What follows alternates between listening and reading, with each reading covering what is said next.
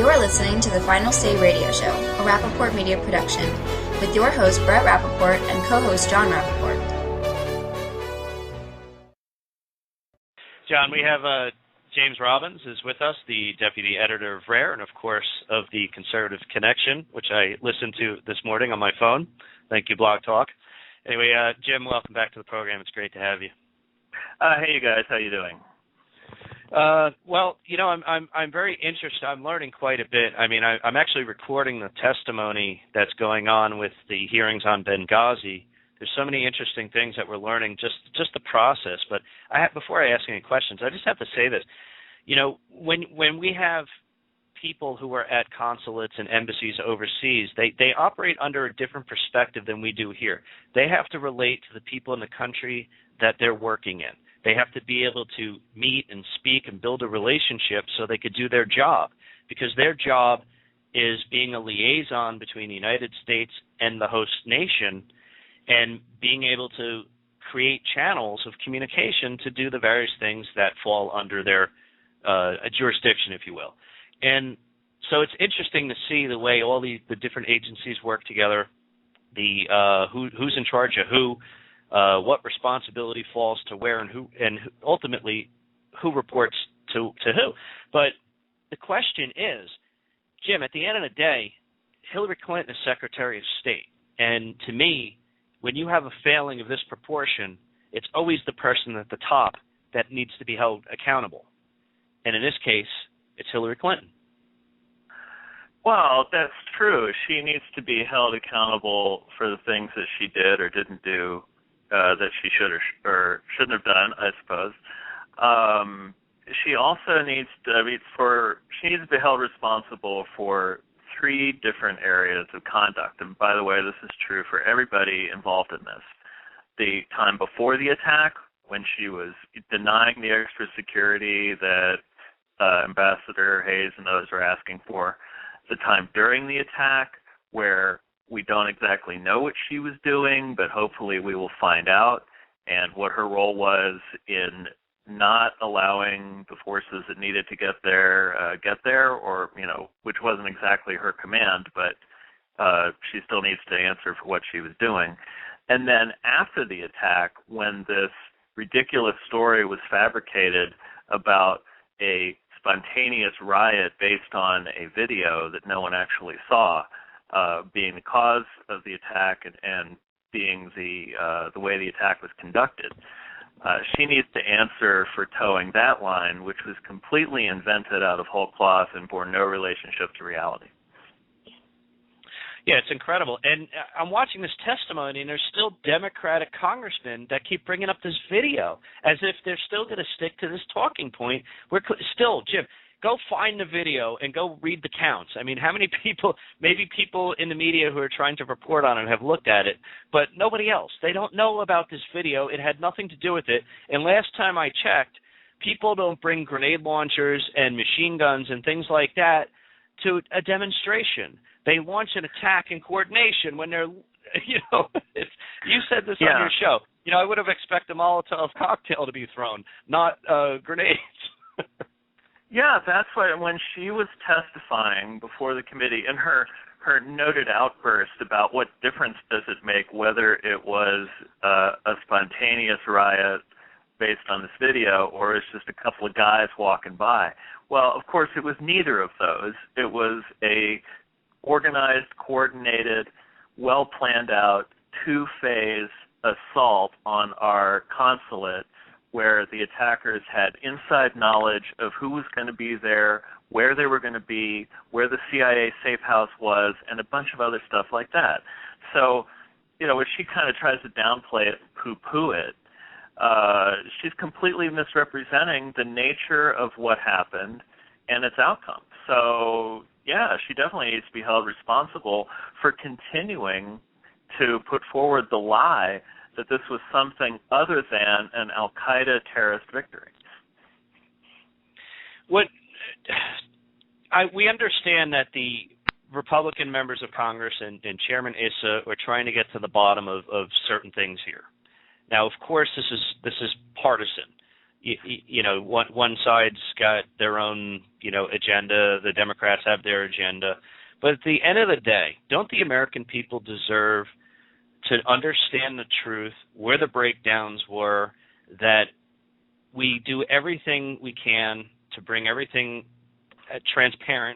in a transparent manner to the forefront so we could investigate this, have a real honest report, and then make the necessary changes to protect Americans who and other people from other countries who work at our embassies, for that matter, so we could prevent these in the future.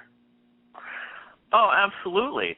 And the people who are now saying, oh, this is a partisan attack, this is aimed at Mrs. Clinton, it's about 2016 or some garbage like that, they are completely ignoring the fact that this never would have been necessary had the White House been transparent from the get-go on everything that was going on and what they knew, had been honest and frank with the American people about the nature of this attack, and then not persisted in the cover-up ever since.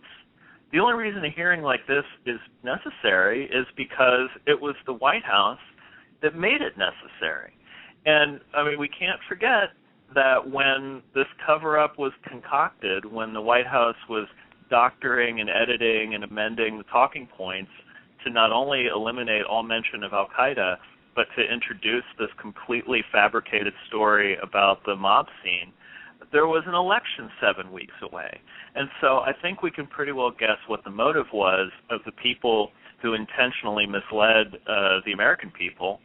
It was to make sure that their boss, Mr. Obama, coasted into his re-election effort untainted by a serious defeat at the hands of an enemy that Mr. Obama said was beaten. Jim, I'm so glad that you used the word that you just did, right? Because in order to, typically when you're investigating a crime, right, you want to know that there's a motive. I believe there was a crime here, at least a crime against our senses, but I think there's an actual crime. And it really is. There is a very clear motive, the election, which makes it among one of the worst crimes. To think that the highest leaders in our land, the highest elected officials, would openly lie, would hang Americans out to dry, and then would blatantly lie to Congress and cover it up. It's hard for me to imagine high crimes and misdemeanors don't come out of here. And I want to just point something out, Jim. This is think of it from this perspective, especially if you look at when Hillary finally had decided to come out of the woodwork and face, or at least almost face the music. She came out and then yelled and chastised us with her ridiculous comments about what difference does it make. And what she did, in my opinion, is she really spat in the face of all Americans. She took 50% of Americans, those who are conservative, and basically said that, treated us like we are the enemy, not radical Islamists who are trying to kill Americans and are effectively killing Americans. But even on the Democratic side of the aisle, didn't she just hold them in contempt by saying either one of two, either the Democrats in this country are too stupid to understand what's going on when Americans are being slaughtered, or even worse, does she actually think that 50% of this country cares more about Obama being in office than they do about the country itself, the rule of law, or their fellow Americans? It's pretty sad all around. Oh, right. Well, I'm sure that she thought that everybody would fall in line behind their line of BS, which for a long time they did. The Democrats in Congress are still doing it. As we noted, they're still talking about this video, even though that story has been so completely discredited. It's just bizarre that they even want to raise that. It makes them look foolish. So, yeah, she thought that she could just say whatever she wanted, that the mainstream media would just fall in line as they normally do.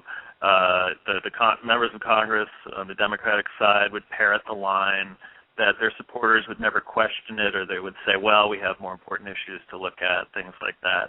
But the fact is that in her testimony, when she was talking about, what difference does it make whether it was X or Y when we know it was Z, she was basically lying, and she's covered up exactly what she knew on that night, where she was, what she was doing, who she was meeting with. And so getting back to the question of people who say, this is just politics, you're just aiming for Mrs. Clinton. She sets herself up for it. If she had been frank and honest with the American people from the get-go, there wouldn't even be a question. So she's the one who set it up. The people who are investigating this, they're not making anything up. It was the administration that invented a story.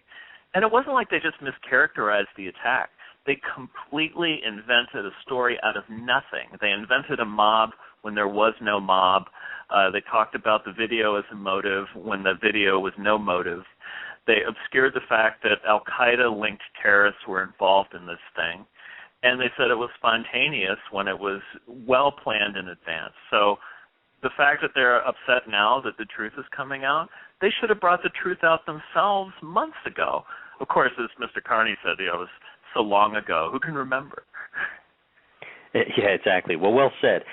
And what they really did was also provided aid and comfort to our enemies, and they provided additional motivation and additional excuses, meaning air cover. Think about that, what I just said. They literally provided air cover, emotional and rational air cover to the enemies of our country and to all of Western Civ, while at the same time they refused to provide any form of air cover to our men who were under live attack. I mean, that is completely inexcusable. And I want to point something else out, Jim. There was 17, because of this, the way they treated this, which, by the way, like everything else, they always treat like a crime and not like not like part of the global jihadist war that is going on. We went 17 days with an unsecured crime scene, all as a direct relationship to our government's actions and inactions before, during, and after this event, and the way they treated, disrespectfully treated the government of Libya as well. Oh, sure. You had reporters from various news organizations walking around in the consulate picking up stuff. They found the ambassador's notebook, didn't they? I mean, those were reporters who found that. Things of that nature. Sure. You call it unsecured crime scene, unsecured battlefield, maybe, where a terrorist battle was fought, and a sort of a cursory examination. Were any of the guards who were there at the time, were they questioned? Actually, they were by reporters. If you read, for example, the British press had a ton of great reporting on this whole incident in the first day or two after it happened, and you could get the whole story from reading the Daily Mail just in a couple days. And it has taken however long, again, Mr. Carney, it was so long ago, 7 months? It's taken that long for the truth to come out of the White House, part of it anyway, not the whole story. And they're still catching up to what foreign reporters were reporting in the first day or two of the event. Now, hopefully, the White House will come clean on all these things, and we'll get the full story from them.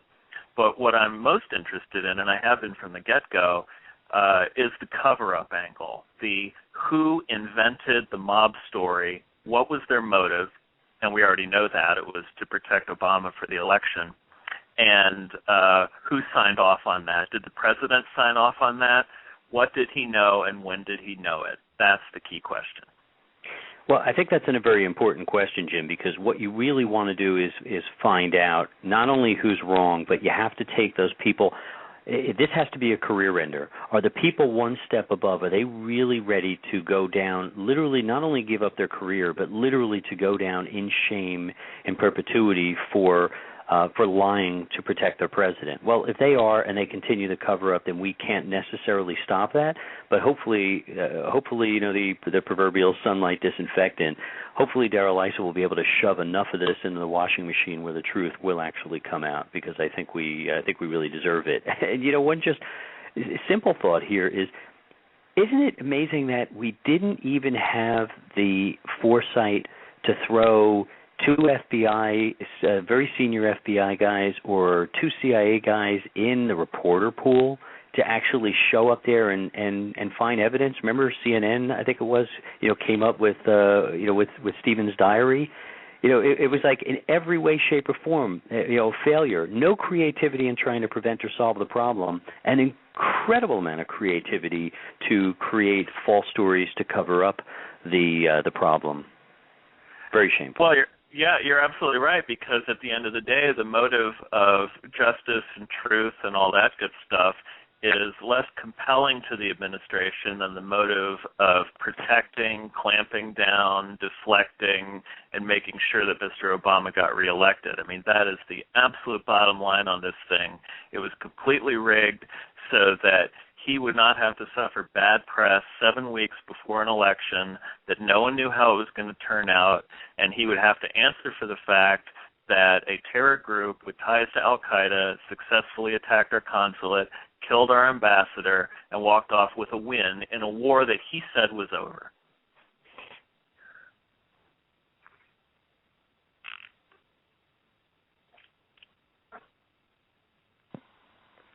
Oh, and that's all I got to say. Well, it was so brilliantly said. It was. I know Brett had some sorry. No, evidently I hit my mute and didn't realize it. Sorry. Okay. That's all right. As long as it was you and not Jim and I, we can live with that. No, it's definitely me.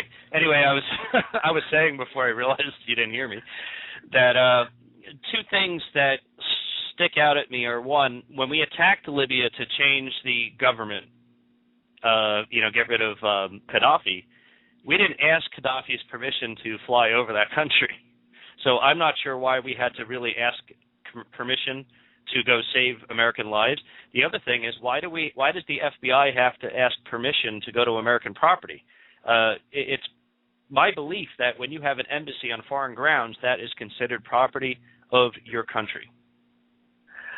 Well, yeah, I mean, the rules of a consulate are a little bit different than an embassy, but I think that, it's no problem. The notion that we would have to ask permission to overfly, I mean, this is some kind of lawyerly dissembling on their part. If there's a crisis and we take action, a friendly government like Libya is not going to somehow after the fact say, hey, we're mad at you for doing that. They'll understand. I mean, that's just the nature of the beast when you're in a crisis. Well, all that shows is that, if it's true, and that affected their decision-making, which I doubt. My assumption is it's a lie. But even if it's true, it shows that there's absolutely no leadership at the top, that they lack the guts, that this lead-from-behind mentality has made our top leadership so spineless that when American lives are on the line, when there's an open firefight, that they're sitting there waiting for a phone call from some Libyan lawyer to give permission for our troops to go in and save our guys? What kind of leadership is that? You think Ronald Reagan would be waiting around? George W. Bush, you think he would have cared? Heck no, we go in and get our guys, keep them safe. And so the Obama administration's really, that's their official explanation? Oh, we needed to wait for permission. Well, you know what? In a rough and tumble world where you're at war with another people, you don't wait for permission. You get it done. I mean, did this administration need permission to jam the health care bill down our throats when 65% of the people were screaming, don't do it, if not more?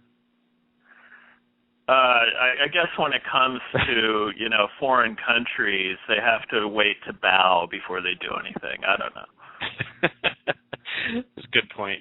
Anyway, Jim, thank you so much for joining us this week, and I always enjoy listening to you on your program every Wednesday at 11 o'clock, and I love reading what you're doing on Rare. Of course, you can find Jim at rare.us, and where else can we find you, Jim, these days? Oh, yeah, I don't know, all over the place, but mainly Rare. They look for me there. All right. Anyway, Jim Robbins, Deputy Editor of Rare. We'll see you next week. All right, thanks, guys. All right, take care.